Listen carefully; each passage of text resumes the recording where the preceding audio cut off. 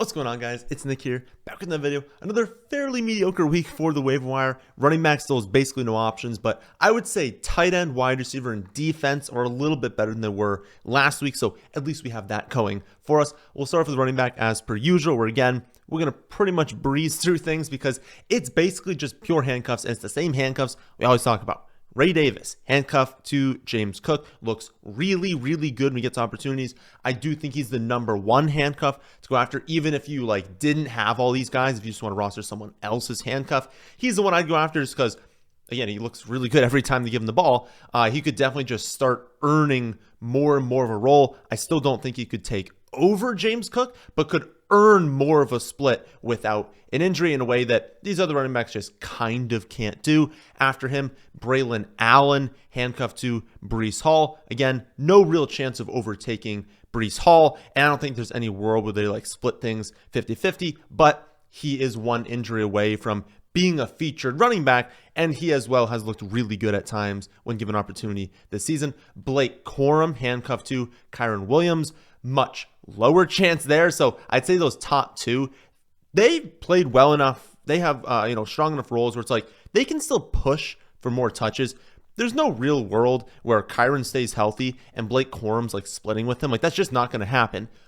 But the expectation is they drafted him to be that replacement. And so if Kyron were to get injured, I don't think we'd see a 1-to-1. And he's not as good as Kyron, so we wouldn't see the same production. But could you be getting 70% of what Kyron Williams is doing with Blake Corum if Kyron got hurt? Maybe it's closer to 60%, but even at that point, he'd be someone you're starting every week. So he has a lot of value. And I'd say Trey Benson, handcuffed to James Conner. I know Amari DiMercato gets run sometimes, but they drafted Benson to be Conner's backup. He's the one we'll want. If James Conner just tore his ACL next week, both Benson and Amari DiMercato would increase in value. That is absolutely 100% true. And there would probably be weeks where DiMercato is the one that scores. DiMercato gets a few receptions more than Benson, and he's the one that ends up with more fantasy points. But if we were making this video, assuming Conner did get injured, I would be still suggesting Trey Benson is one you go after because he would have more of that role, more of the early down role, more of that goal line role, and he would still mix in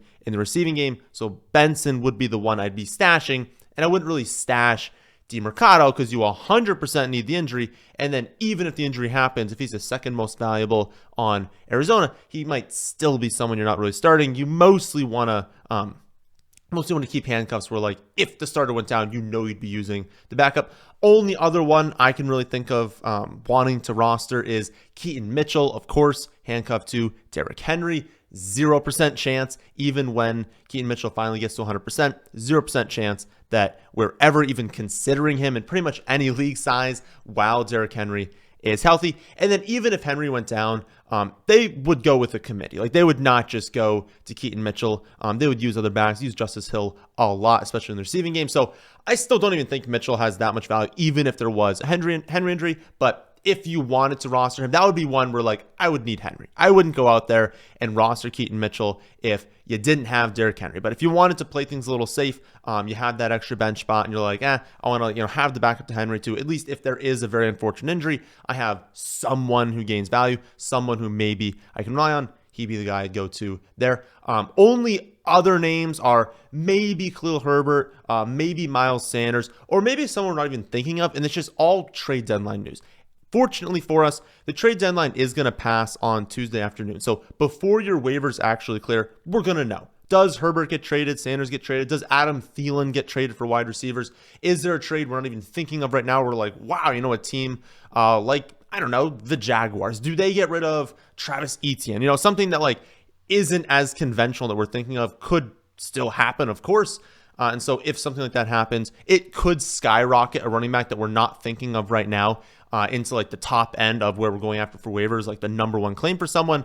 As of right now, we don't know. I'll adjust the waiver table. I'll make a post or something like that in Discord as well. But yeah, keep an eye on free agency. I think it's 4 p.m. Eastern on Tuesday. So if you're setting waivers on Tuesday night, don't be like, oh, well, if someone gets traded, the trade deadline's passed at that point. So we're definitely not rostering Herbert, Miles Sanders. We're not rostering them if the trade deadline passes and they are not traded away. But who knows? Just needs to keep in mind if there is a trade. At wide receiver, definitely stronger than running back, but also depends on how competitive your league is, because you might be in like a pretty competitive 12-team league with some like deep benches, and maybe a lot of these guys aren't even available, but many leagues will have them available in like 8 or 10-team leagues. So I just want to at least touch on all these options.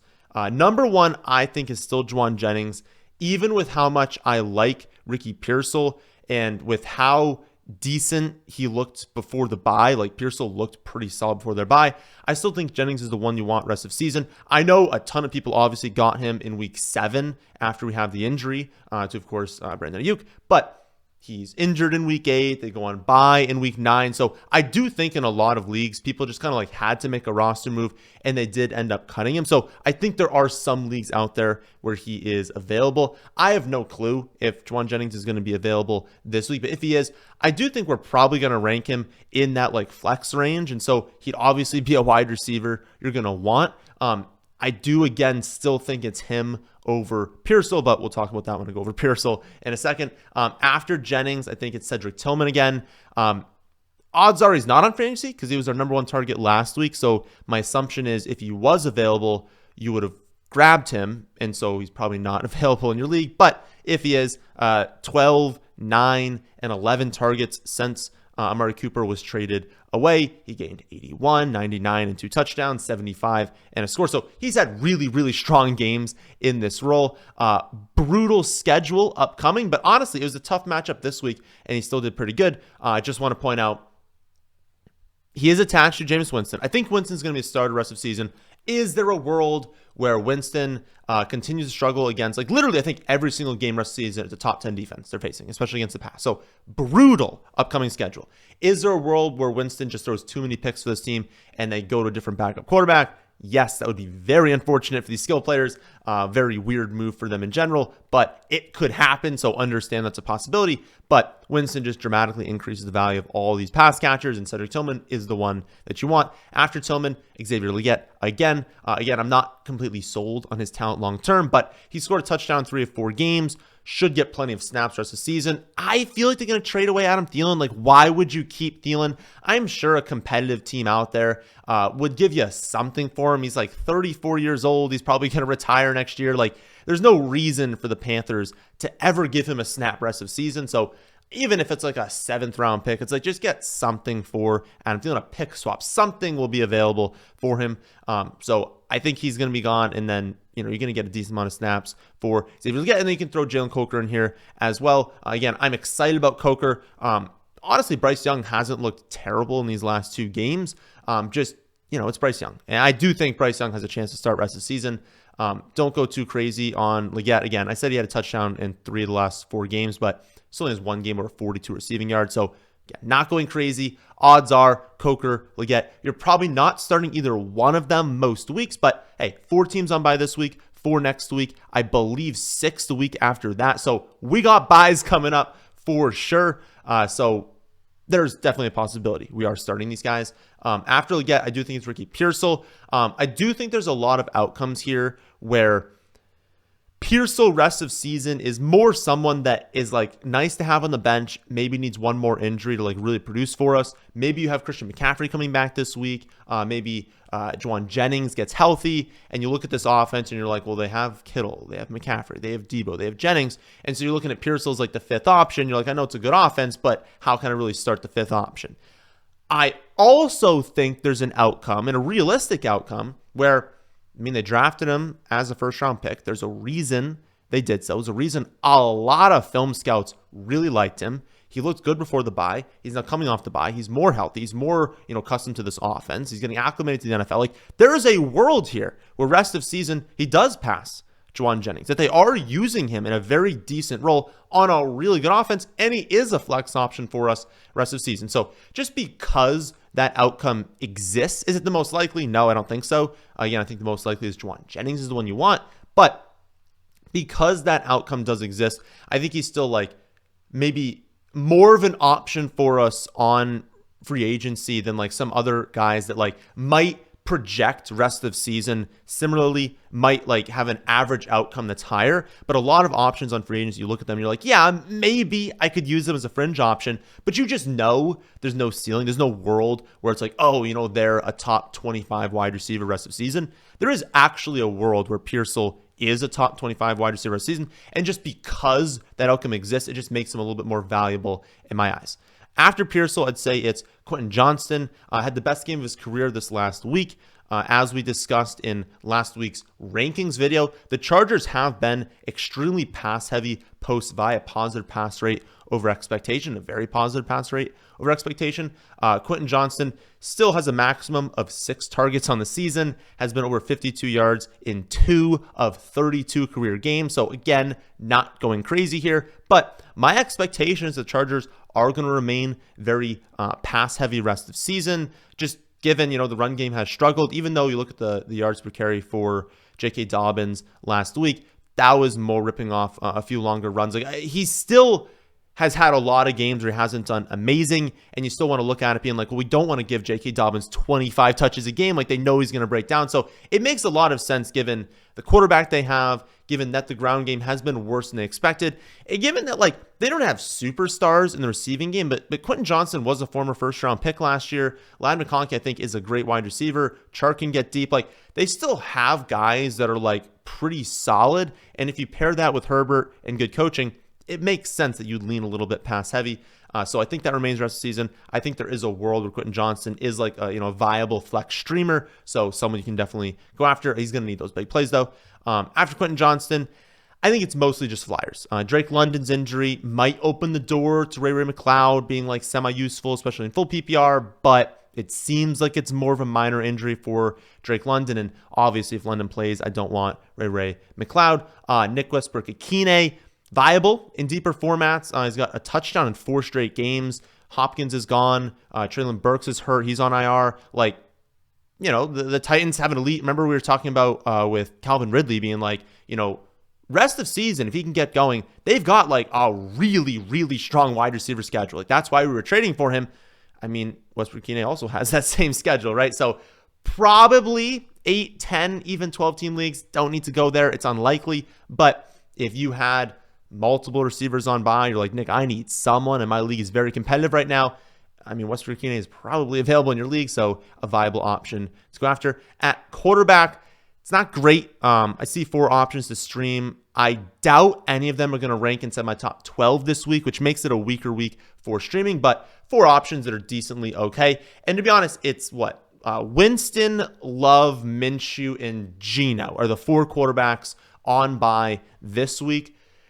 Geno, Love, probably being used by a lot of people, but maybe it's at least given an average 4 bye week, like a week that has 4 teams on bye, it's maybe a little bit better for not having a lot of quarterbacks on bye because no one was playing Minshew, and some people were using Winston, but the matchup wasn't amazing, so I don't think many people were. So it's really only like 2 quarterbacks that we're missing this week. Yeah, 4 options I see are a little bit gross, but Daniel Jones, home versus the Panthers, though.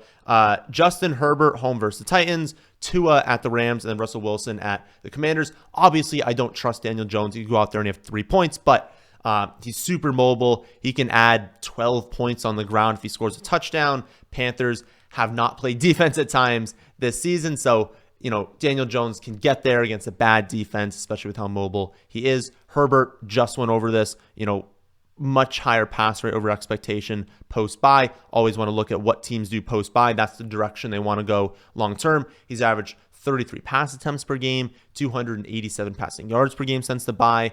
His receivers are getting healthy now, so he's an option. Not a good matchup, but at least he's home. Tua takes on the Rams. It's in a dome. It's the second highest total of the week at 50.5 points. And then you've got Russ coming off by taking on a much improved Commanders pass defense. I wouldn't say I'm very excited about Russ. The order that I'd want them in is the order I just talked about: Daniel Jones, Herbert, Tua, and then Russ. But if the top 3 are gone, you're in a deeper format, you just need someone. He's been pretty good since returning, basically since like the first 2 drives of returning. From that point on, he's been pretty good. He will take deep shots, so he can have an elevated passing yards day. Again, don't feel amazing about it, but he's definitely an option. At tight end, I see 4 options here as well. Taysom Hill, which we went over last week, so if you needed someone, you probably added Taysom Hill last week. But Taysom Hill, Hunter Henry, Jatavian Sanders, and then Theo Johnson. Hill, Henry, those are the pretty clear top 2 options. I think rest of season, they're like high-end tight end 2s, and so if you need someone you've been streaming, those 2 are pretty good options. Saints are just decimated. I mean, just unbelievably unlucky. It's got to be tough to be a Saints fan, right? Because like you open the season being like, let's go. Like this offense is humming. We're using our best players correctly. We're using motion. We're using play action. Like everything looked amazing. And then you just get injuries left and right. Not even on offense, on defense as well. So you feel for Saints fans, but everyone's hurt. And so you've got Taysom Hill as like their running back 2, wide receiver 2, tight end 1, maybe quarterback 2 as well. Just going to be heavily utilized the rest of season. Not someone who has a stable floor, but what tight end has a stable floor? He's going to have rushing touchdowns. He'll be utilized in the receiving game. He might mix in for a pass attempt or 2. So really good ceiling. And again, every tight end has a super low floor. And then Hunter Henry, 8, 5, and 7 receptions over the last 3 weeks. Pat's offense still isn't good, of course, but significantly better under Drake May than it was under Jacoby Brissett. He's a tight end 13 points per game on the season, despite only 1 touchdown. So it won't take him much to be, a back end tight end 1. And again, he's looked good, and a lot of that points per game is with Brissett at quarterback. Like there's a world here where he finishes as like that, tight end 7 to 10 rest of season. And then Sanders, Johnson, more deep league ads. Like I don't think, 8, 10 team league and a 12 team league with a shallow bench spot, you're probably not looking at these 2, but Jatavian Sanders, Panthers rookie tight end, he's looked really good. Like honestly, when they get him screen passes, when they get him going, he looks like really athletic. He looks like a really strong tight end.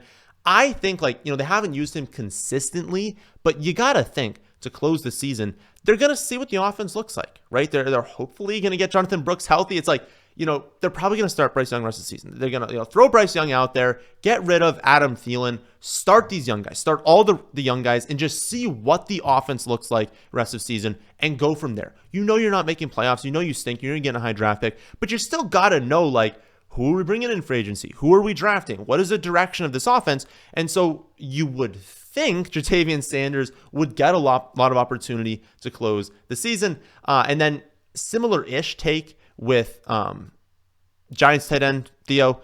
He's also rookie this season. He has been playing more. So the problem with Jatavian Sanders at times is like he's not out there for a lot of snaps. When he's out there, it looks good, but it's like hopefully rest of season they actually use him. Theo Johnson has like actually been used. Like he's actually been out there as their like tight end 1. He just hasn't had a consistent role in the passing attack. But I do think rest of season, they're probably going to get him more opportunities. Again, both these guys, though, deeper formats. And then finally, 3 solid options for streaming defense. Outside of these 3, it is a pretty thin week, so I would target these guys pretty aggressively. Chargers versus the Titans. You've got the Bears versus the Patriots, and then you've got the Giants at the Panthers. The Titans have allowed the most points per game to opposing defense and special teams. The Chargers are allowing the lowest EPA per play, so they've been very strong on defense. They're generating sacks at the 10th best rate. The Patriots defense, or the Patriots offense, I guess, is allowing the 5th most points per game to opposing defenses and special teams. The Bears defense has ranked 5th best in EPA per play allowed. They've generated sacks at the 7th best rate, so good matchup there as well. And then the Panthers, of course, looked better, honestly, last 2 weeks with Bryce Young. I'm very surprised with how good Bryce Young has looked last 2 weeks. He's not elite. He's not great, but I'm surprised that he hasn't looked terrible in what has been 2, I guess, 1 really difficult matchup and then 1 more mediocre matchup. But even still, he could fall apart at any point. Giants, I thought, could generate at least 1 sack this week. They had the highest sack rate in the NFL going into the game, had 0 sacks, but they still leave last week generating 0 sacks. They still leave that game with the highest sack rate on the season, highest sack rate in the league. So again, Bryce Young has looked better, but this is a pretty good sack spot for the Giants defense. So that's how the waiver wire is looking in week 10. I've got a full ordered list up on my website, thefantasyfootballadvice.com, plus the rest of season rankings and the week 10 rankings will go up on Tuesday afternoon. Good luck to everyone in tonight's game. I need Mahomes and Bucky Irving to do well to get a very important win, so I'm rooting for them. If you need a miracle, throw it in the comment section below. Upvote the responses that you also need. We'll try and root for all of you there. That'll do it for this one, though. Leave a like, subscribe if you're new to the channel, if you watched this far, but I'll catch you all on Wednesday for the trade video.